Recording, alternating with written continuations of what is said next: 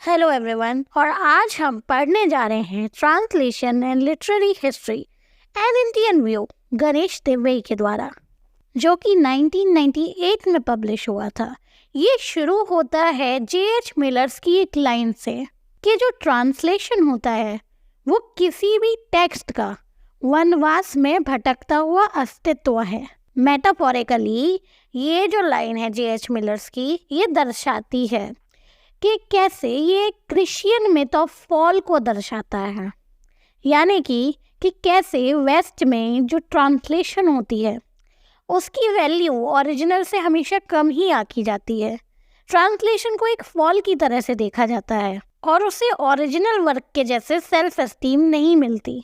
Waste में किसी भी ट्रांसलेटेड वर्क को सेकंड होने का गिल्ट थोप दिया जाता है उसके ऊपर। वहाँ के लोगों को ट्रांसलेशन किसी भी ओरिजिनल वर्क का ऐसा लगता है कि जैसे उनके और उस वर्क के बीच में कोई हस्तक्षेप कर रहा हो, जबरदस्ती घुस रहा हो, अपने विचार डालने की कोशिश कर रहा हो। कभी कभी उन्हें ये अच्छा भी लगता है, क्योंकि इससे किसी भी काम की ओरिजिनल वर्क की दुनिया में एक अलग आइडेंटिटी तो क्रिएट होती है, पर आमतौर पर उन्हें ये अच्छा नहीं लगता। लास्ट 2 सेंचुरीज में इतना कम्युनिकेशन बढ़ गया है लिटरेरी मूवमेंट्स होने की वजह से, ट्रांसलेशन का रोल काफ़ी बढ़ गया है और इसी वजह से हमें काफ़ी अच्छे राइटर्स भी मिले हैं इन सेंचुरीज में, जैसे ईट्स, शॉ, बेकेट, जॉयस इत्यादि। इंडियन इंग्लिश लिटरेचर भी ट्रांसलेशन की डेवलपमेंट की वजह से आगे बढ़ा, डेवलप हुआ, स्पेशली 18 से 19 सेंचुरी के बीच में। सिमिलरली कनाडा, ऑस्ट्रेलिया, आयरलैंड और जो कॉलोनियल कंट्रीज थी उन सब में भी सिमिलरली ऐसे ही धीमे धीमे इंग्लिश ट्रांसलेशन की वजह से उनके खुद के लिटरेचर काफ़ी डेवलप हुए। आगे ऐसे में कहा गया है कि जब ट्रांसलेशन की शुरुआत हुई तो उसे उतनी इज्जत और रिस्पेक्ट तो मिलती नहीं थी कि उसके बारे में कोई ज़्यादा सोचता, तो बिना किसी एस्थेटिक का ध्यान रखते हुए ट्रांसलेशन के कई काम किए गए। अब इस वजह से राइटर्स में काफ़ी अनसर्टेनिटी की भावना पैदा हुई, जिस वजह से वो जो ट्रांसलेटेड वर्क है वो काफ़ी डिसऑर्गेनाइज लगते हैं। आगे राइटर रोमन जैकोब्सन की भी बात करते हैं कि उन्होंने कैसे 3 तरीके दिए थे ट्रांसलेशन के, और रोमन जैकोब्सन ने ये भी कहा था कि पोइट्री अनट्रांसलेबल है, ओनली क्रिएटिव ट्रांसलेशन किया जा सकता है।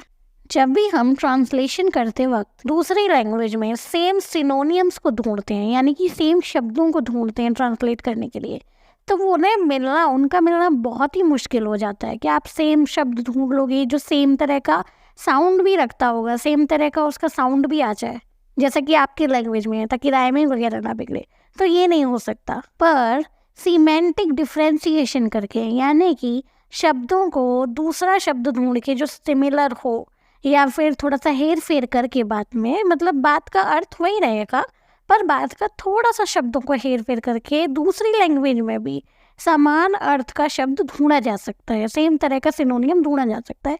इससे क्या होगा कि फोनोटिक ग्लाइड होगा, यानी कि जो आपकी जैसे मान लो कोई कविता है, उसका जो रिदम था, राइम था, वो चेंज हो जाएगा, वो सुनने में थोड़ा अलग टाइप का लगेगा, पर at the end of the day वो वर्क का मीनिंग प्रिजर्व हो जाएगा, वो बदलेगा नहीं और अच्छे से ट्रांसलेट हो जाएगा। स्ट्रक्चर लिंग्विस्टिक लैंग्वेज को एक ऐसे साइंस सिस्टम की तरह से देखता है जो खुद से डेवलप हुआ है और कल्चर की मदद से उसे वो वैल्यू मिली है, उसे बढ़ावा मिला है। हालांकि राइटर आर्ग्यू करता है कि जो लैंग्वेज है वो एक ओपन सिस्टम है, इसमें अलग अलग साइंस आते रहते हैं और अलग अलग सिग्निफिकेंस जुड़ते रहते हैं। राइटर आगे कहता है कि अगर हम एक बायलिंगुअल ट्रांसलेटर को देखेंगे, जैसे 2 लैंग्वेज आती हैं या 2 से ज़्यादा लैंग्वेज आती हैं, क्योंकि ये एक ओपन सिस्टम है जिसे हम जितना चाहे यूज़ करना चाहे उतना चाहे यूज़ कर सकते हैं, और जैसे चाहे यूज़ करना चाहे वैसे यूज़ कर सकते हैं। तो फिर तो उसको जितनी भी एक लैंग्वेजेस आती हैं, मान लो 2 लैंग्वेज आती हैं, तो वो जो दोनों लैंग्वेज उस व्यक्ति के अंदर है वो अलग अलग सिस्टम बन के अलग अलग रहेंगी या आपस में मर्ज हो जाएंगी। यानी कि राइटर हमारे जो ट्रांसलेशन की जो सिस्टम है उसे एक ओपन सिस्टम के रूप में दर्शा रहा है। जैसे कि अब वो व्यक्ति है तो वो 2 सिस्टम्स की तरह यूज़ तो नहीं करेगा ना, उसको जब जो शब्द कहना होगा या यूज़ करना होगा तो अपने आप सोचेगा कि मतलब कैसे हम लोग ईजी हो जाते हैं, कभी इंग्लिश बोल रहे हैं, बीच में हिंदी बोलने लग रहे हैं, इंग्लिश शब्द बोल रही हूँ मैं हिंदी में बात करते हुए। तो ये कहना राइटर ये चाहता है कि जो ट्रांसलेशन होता है वो दो सिस्टम का मर्जर के रूप में काम करता है। इसी तरह से राइटर कहता है कि इसका मतलब ये हुआ कि इंटरलिंगुअल सिनोनिमी भी की जा सकती है, यानी कि दो भाषाओं में सिमिलर वर्ड्स को आसानी से खोजा जा सकता है। इसी बात को राइटर ट्रांसलेटिंग कॉन्शियसनेस का टर्म देता है। आगे राइटर कहता है कि इंडिया जैसी कंट्री जहाँ अनेकों भाषाएं बोली जाती हैं, वहाँ के लोग आमतौर पर कई भाषाओं को मिक्स करके बात करते हैं और भाषा को एक ओपन सिस्टम की तरह ट्रीट करते हैं। ये जो मिक्स यूज ऑफ लैंग्वेज है, इसे किसी भी फॉरेन लैंग्वेज एक्विजिशन से नहीं समझा जा सकता, क्योंकि जब हम कोई फॉरेन लैंग्वेज सीखते हैं तो हम अलग अलग लेवल्स पे सीखते हैं, जैसे कि L1 या फिर उसके आगे उसके ऊपर। जबकि हम जो ऐसी कंट्री में रहते हैं जब कई सारी भाषाएं बोली जाती है, तो हम 3-4 लैंग्वेजेस को ऐसे ही सीख लेते हैं एक साथ। इवन यूरोप में भी अगर हम ट्रांसलेटिंग की इस प्रोसेस को देखते हैं तो वहाँ पे भी इसे एक कंटिन्यूअस स्पेक्ट्रम के रूप में बांटा गया है, यानी कि वहाँ पर भी भाषाएं मिक्स होती हैं। वेस्ट में सिनोनिमी का कॉन्सेप्ट इसीलिए थियरी में नहीं है क्योंकि वहाँ के जो स्ट्रक्चरल हैं वो लोग इस बात को पचा ही नहीं सकते हैं कि कोई चीज बिना सिस्टम के भी चल सकती है। जेसी कैटफोर्ड ने अपनी किताब अ लिंग्विस्टिक थियरी ऑफ ट्रांसलेशन में कहा है, क्योंकि ट्रांसलेशन एक लिंग्विस्टिक एक्ट है तो उसकी जो थियरी होंगी वो भी लिंग्विस्टिक थियरी से ही जुड़ी होंगी। आज के जमाने का लिंग्विस्टिक्स का डिस्कोर्स एंथ्रोपोलॉजी से लिंक्ड है। 19th सेंचुरी के यूरोप में ह्यूमनिस्टिक नॉलेज को 3 भागों में बांटा गया। यूरोप में कंपैरेटिव स्टडी, ओरिएंटलिज्म की स्टडी एशिया को समझने के लिए, बाकी दुनिया को समझने के लिए एंथ्रोपोलॉजी। सोसोर और लेवी स्ट्रॉस जैसे राइटर्स के बाद लिंग्विस्ट्स एंथ्रोपोलॉजी की नज़र से लैंग्वेज को देखने लगे। कंपैरेटिव लिटरेचर कहती है कि जब दो लैंग्वेज होती हैं, कुछ सिग्निफिकेंस एरिया उन दोनों के बीच में होते हैं जो वो आपस में शेयर करते हैं।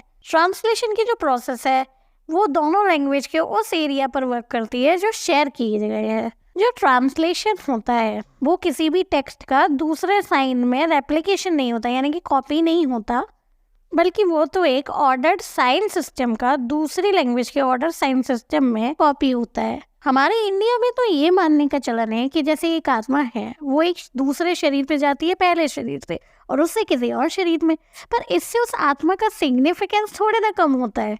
इसी तरह से लिटरेचर में जब हम ट्रांसलेट करते हैं एक भाषा से दूसरे भाषा में, तो उस चीज़ का, उस वर्क का कोई सिग्निफिकेंस कम नहीं होता है। और जो कहानियाँ वगैरह होती हैं, उनके जो कैरेक्टर्स होते हैं वो बार बार इसी तरीके से यूज़ होते रहते हैं। इंडिया में ट्रांसलेशन को कभी भी सेकेंड रूप में नहीं देखा जाता, सेकेंडरी नहीं समझा जाता, काफ़ी रिस्पेक्ट दी जाती है। ट्रू टेस्ट तो यहाँ पर राइटर का होता है कि वो कैसे एक भाषा के वर्क को दूसरे भाषा में ट्रांसलेट करते हुए उसे जीवंत बना देता है। राइटर अंत करते हुए ये कहते हैं कि जो इंडियन लिटरेरी थियरी है वो तो ट्रांसलेशन के ट्रेडिशन पर ही बनी है। तो ये ट्रांसलेशन थियरी यहीं पर ख़त्म होती है। अगर आपको मेरा काम अच्छा लगा हो तो आप मेरे चैनल को सब्सक्राइब करना ना भूलें। अगर आपको कोई चीज़ समझ नहीं आई है तो आप कमेंट सेक्शन में मुझसे पूछ सकते हैं। आप अपना सजेशन भी कमेंट सेक्शन में बता सकते हैं और इसे फेवरेट लोगों को, अपने दोस्तों को शेयर करना ना भूलें। Thank you so much.